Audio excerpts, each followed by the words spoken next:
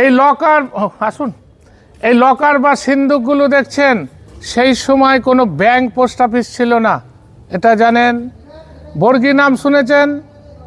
সেই বর্গীদের আক্রমণ থেকে বাঁচার জন্য এই সিন্দুকগুলো তারা ব্যবহার করতেন। এতে স্বর্ণ মুদ্রা, রূপোর কয়েন সেফটি হিসেবে তারা রাখতেন। এটাই ছিল তখনকার দিনে তাদের পার্সোনাল ব্যাংক।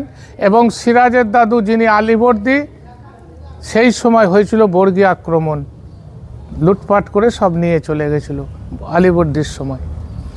রোলারটা দেখে নেন, খাজনা যারা দিতে পারতেন না, গরিব মানুষ, তাদের ধরে আনতেন, এনে বুকের উপর দিয়ে রোলার চালিয়ে দিতেন। এইভাবে অত্যাচার করে কর আদায় করতেন।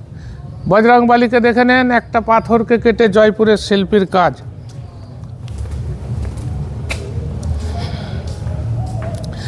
এবার বাঁদিকে তাকান, যে ফাঁকা গার্ডেনটি দেখছেন, আজকে ধ্বংসস্তূপ টোটালি জায়গাটা। এই জায়গাটা তখনকার দিনে ছিল বাইজি মহল। চারিপাশটা ঘেরা ছিল বেলজিয়াম গ্লাস দিয়ে, বাঁধানো ছিল শ্বেত পাথর দিয়ে। ওই যে লোহার স্ট্যান্ডগুলো দেখুন, চারকোণে চারটে দেখবেন। তখন ইলেকট্রিক সিস্টেম ছিল না, এগুলো ছিল গ্যাস লাইট সিস্টেম, ওপরে সেট সিস্টেম।